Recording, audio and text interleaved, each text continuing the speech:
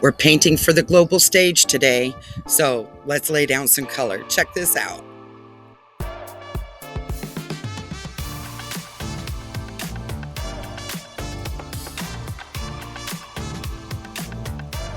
I'm really excited. The Winsor Newton, London, England, thousands of artists, one destination challenge is on. And I am painting this wonderful Donnelly picture that Joe took, I don't know, 2, 3 years ago. And I just wanted to share that process with you and kind of give you a little bit of a tutorial on how to go about doing this painting. And so here we have it. We're just going to go step by step through this process. Okay, so the first part here, I just wetted the entire upper portion of this landscape. And it's really cool because this landscape is all about Idaho and I get to share it with the world. I'm so excited. And so, anyway, the first step here is just wetting the entire upper portion of the sky. And I'm painting in just getting the skies. I'm trying to keep this more realistic and a little painterly, both in combination. So I want that sky to be pretty wispy and wonderful. I want people to say, gosh, I wish I was in Idaho, so they can come visit and then go home. No, I'm just kidding. But anyway, I'm just sitting here, just applying. I believe I'm using cerulean blue for this, maybe mixed with a little French ultramarine, and working really hard to leave the clouds behind and making them look soft, just kind of cleaning off the brush there. I did speed this up. It's kind of we got about a 20-minute video here, and it's double timed at least. So bear with me as I'm trying to do my voiceover and let you know what we're doing here. So I'm softening the edges. I'm rinsing the brush and using clean water to soften the edges of the clouds as we go.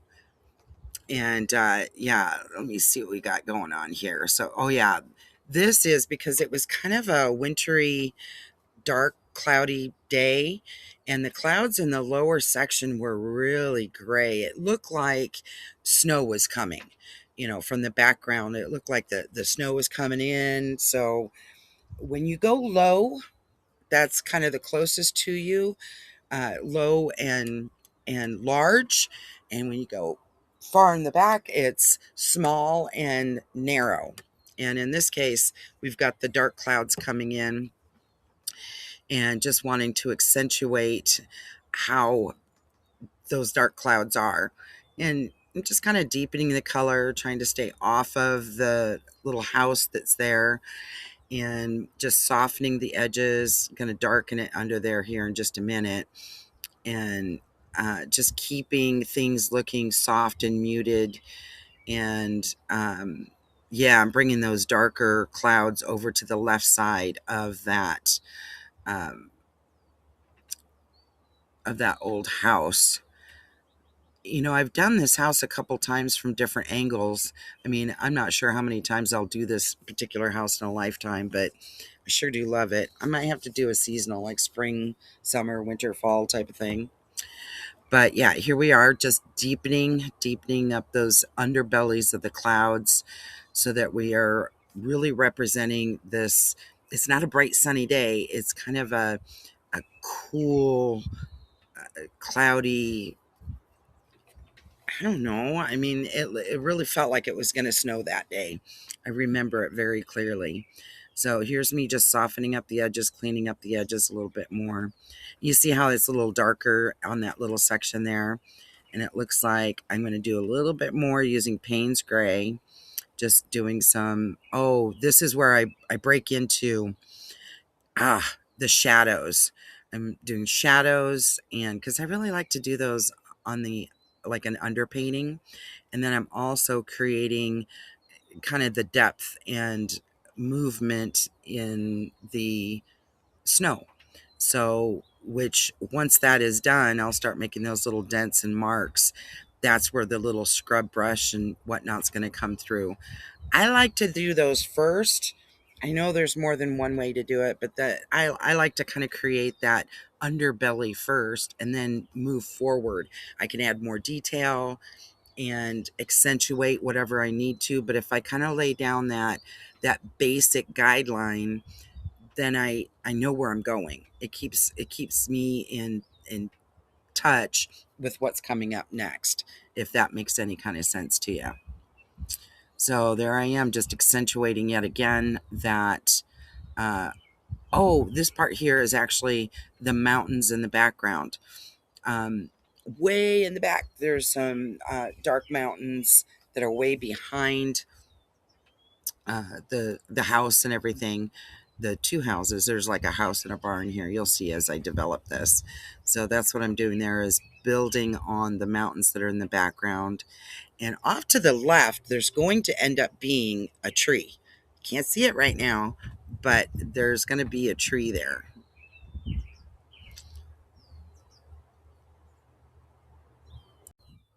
And I really enjoyed making this tree. I actually painted this picture twice, and it was a lot of fun.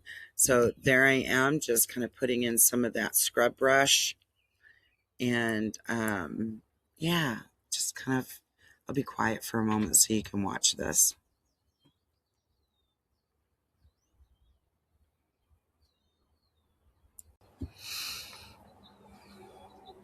Here I begin painting the house. And remember, you're always beginning everything with the underpainting. So what I'm trying to do is hold out some of the whites and keep in mind where some of the highlights are going to end up. But this is a super light underpainting of the color of the house. And I'm referring back and forth to the original photo, and I can probably dump that into this recording. I think I will, so that you can see what I'm up to. And then I'm moving over to the barn, which is actually the same color as the house. And once again, holding out the highlighted areas and other areas that I need to hold back so that I don't make it too difficult, because I don't want to use too much of the um, white paint to bring back the highlights. It's not like I hate that, but I'd prefer to, at the very least, practice holding out the highlights. And right here is the beginning of the tree. I'm so excited. I love this tree. It is just so majestic and huge. And as always, starting with the lightest color, just kind of laying in the pattern. And if you noticed in the drawing, I just kind of did that lower trunk. Everything else is just referring back to the original painting and painting the feel of that tree, and just doing it in layers and layers, starting with the lightest color, and just being very gentle. And I'm using a much smaller brush when I go into the branches. And this tree was really interesting because it's like a pine tree. I don't know what kind of tree it is, to be perfectly honest with you, but it has a lot of reds and browns and dark browns and even a little bit of green in it. So I get to use all these different colors to build on this tree over and over again. So that's all I'm doing here, is just building the branches and accentuating everything. And I'll be quiet once again so you can just kind of sit and watch as I build this tree and pay attention to the brush strokes, except for when my stupid hand is over the top and you can't see.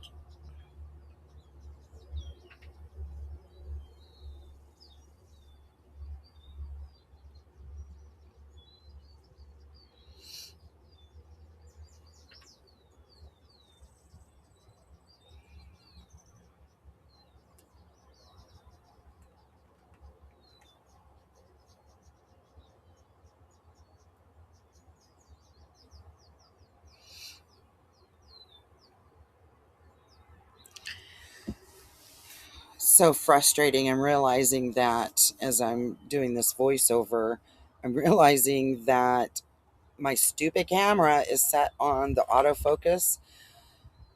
One of these days, I'm actually going to remember to not do that because it keeps going in and out of focus. I imagine that when I look back at these tutorial videos and whatnot, I'm just going to laugh about how horrible they are. But I do hope that what I am doing is giving you something that you can learn from. It may not be the greatest videography, but I'm hoping that by watching this and hearing my instruction and advice, and that you're going to learn something, that you're going to let your knowledge be expanded by just watching the video and listening to my crazy instruction. Hopefully you can see past this getting blurry and clear. My favorite part is trying to figure out how to paint without getting my hand in the way. Sometimes that's just impossible.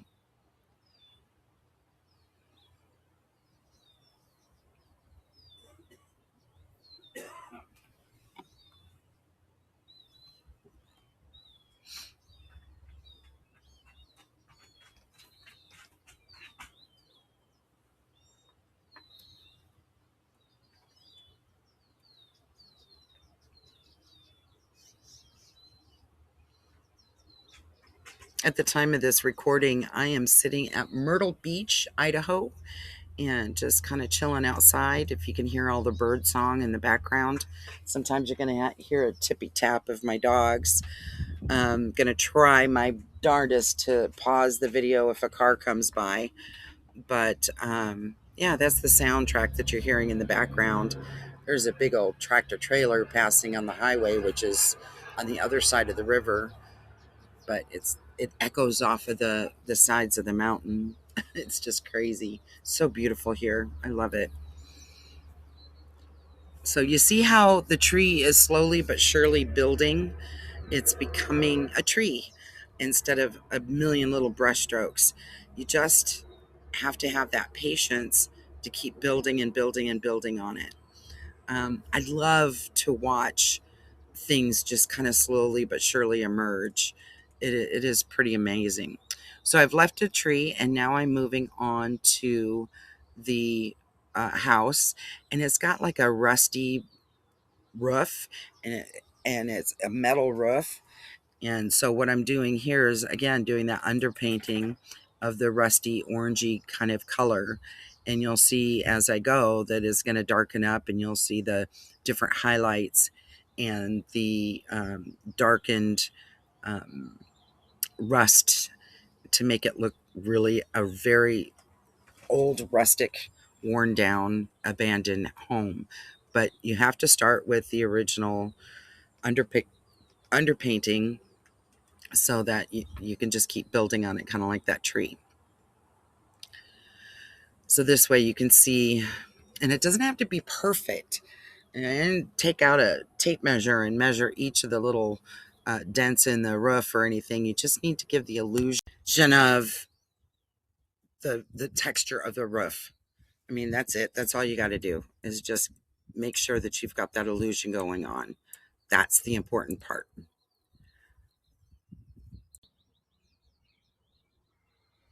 Okay, now what I'm doing is starting the uh, accentuation of the shadows and the darker parts of things underneath the roof line there, and the shadow that's on the facing side of the house. And yeah, just kind of working my way around that, darkening up a little bit. That just gives the house some depth, so it's not just sitting there all by itself. And oh, there is the windows, the darkened windows, just trying to give that illusion of uh, very dark. Can't even tell, are they shaded or what have you. Oops, got a little mistake there. But I'll fix it later. A little bit more of a window, and just keep going and just kind of filling in those areas that I left behind so that I had somewhere to put the windows each and every time. It's kind of cool. Kind of digging that, and deepening that shadow side a little bit more, and liking that. And There we go. There's that part of it.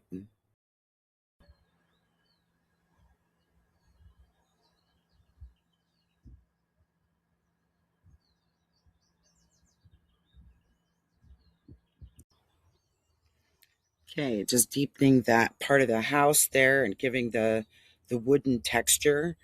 Um, if you see what I'm doing there, I'm just kind of giving the illusion of the boards in the house, and the brown color kind of gives it that rustic, rough look. And I think I'm using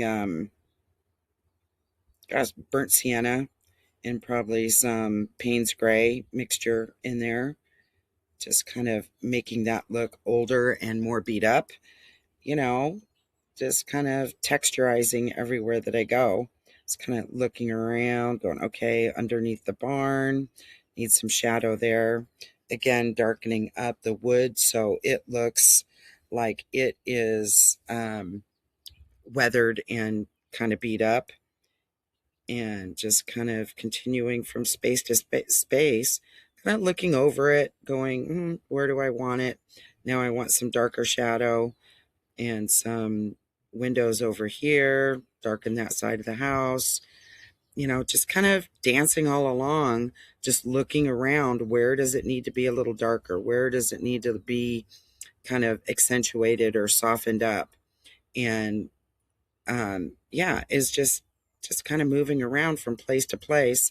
And now I'm gonna start on the roof on the barn side on the exact same way, um, but it's even a little more rough. It's got a different layout, so I've got to pay attention to the way that the uh, metal is laying. It's a little different from the house, and there I am, just darkening it up some more, just dancing around, just looking for that texture, creating that illusion of antiquated, broken down. A little darker, just kind of keep working my way there. Yeah, it's easy peasy. See how I'm not staying in any one place at any given time? I'm working my way around the picture.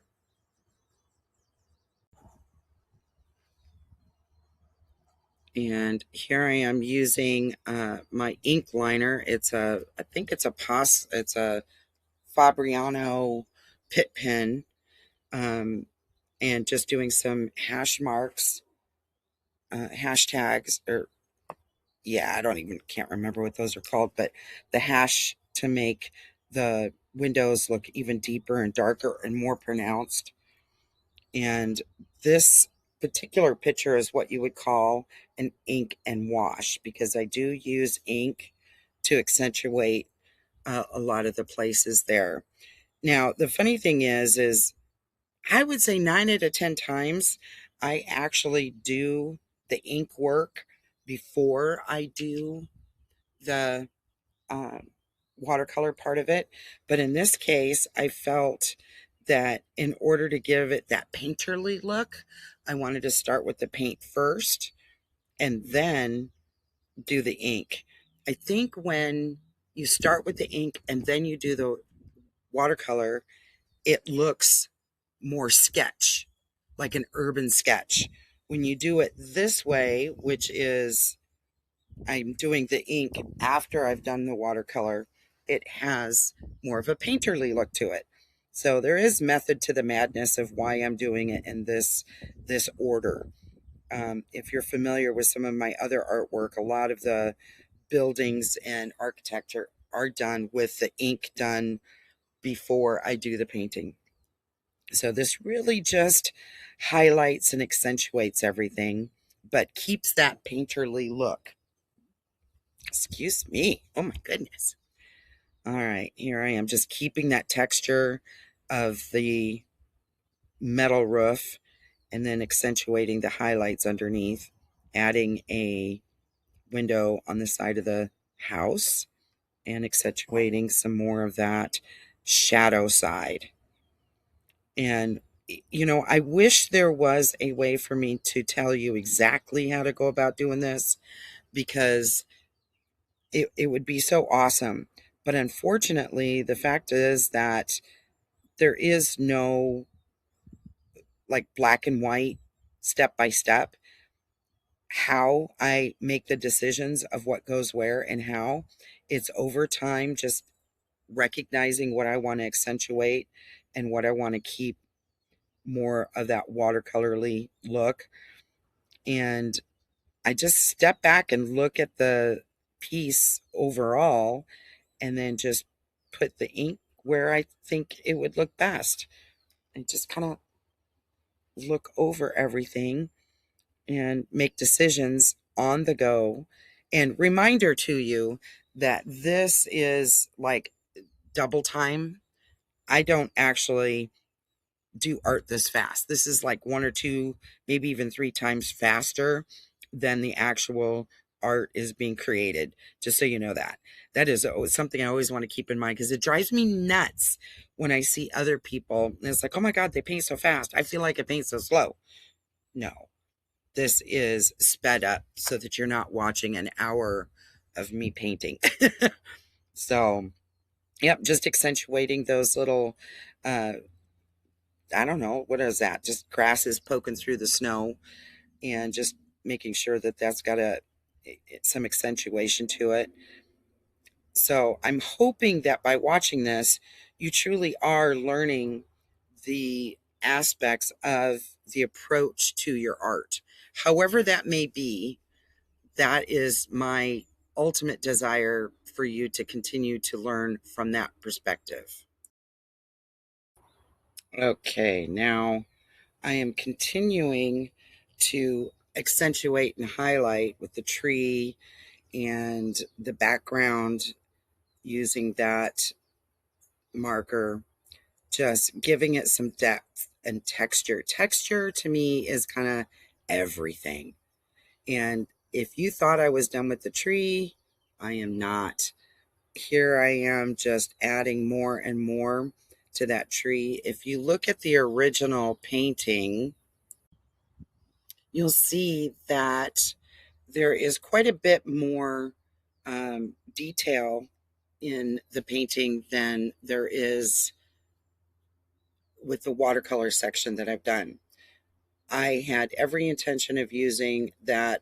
Oh, it's a Faber-Castiel Pit Pen to accentuate and highlight a ton of the branches because it is almost dead. I mean, there's texture and whatnot in it, but there isn't a whole lot of life left in this particular tree. So now here I am just kind of getting down to the finishing touches, going through and the last final uh, points, thickening up that tree, moving around, kind of stepping back and looking at everything, seeing what needs to be done. And then at this point, I switch over to my white gel pen to start creating some of the highlights. Now, what I love about the white gel pen is if you touch it, and you'll see me do this a lot, I'm doing it and then I kind of brush with my finger, it dulls it up. So it's not such a sharp line. So I'll put the lines in there and then I use my finger to just kind of brush away the bright spots where I want it to be more dull. And it's just amazing how well that works. It just dulls it up and just touch it and dulls it, and but you still get the nice little highlight that is needed. It's kind of incredible. I love it. I just love. And this is the Signo white gel pen. It's the only one I've ever found that doesn't constantly gloop up or skip. It's just a beautifully well made gel pen. Then off I go into more final highlights and just touching up some of that to make sure I've got it nice and clean. And, I'm thinking I've got this whole thing done. I'm going to sign it because I'm all done, but I'm really not, because if you've heard me say it once, you've heard me say it 1,000 times. I can't help myself from fiddle fucking around with things. And it's like, oh, even though I'm done, I remembered I need to put a little highlight in there. I need to put a shadow here. I still oh, I think I'm done again. Nope, I still need to do some texturing. It's just so important, I think. But I just kind of realized that, I use that liner pen for so many things, and I just needed a little bit more texture. I'm all about the texture. So now I'm getting close to being done. Now I'm thinking I might be satisfied just about now. And I'm so excited that this is part of Art for Good. It's going to, after the exhibition, the postcards will be sold in support of the hospital rooms. It's a charity bringing artist-designed therapeutic environments to mental health wards across the UK. How cool is that? So anyway, I am just thrilled to pieces. I'll keep you updated once it gets posted online. And I love you all so very much. Mwah. Thank you so much for watching. And I cannot wait to see you again and to follow where this goes and let you know how to find my art online. So I'll talk to you soon. Bye-bye now.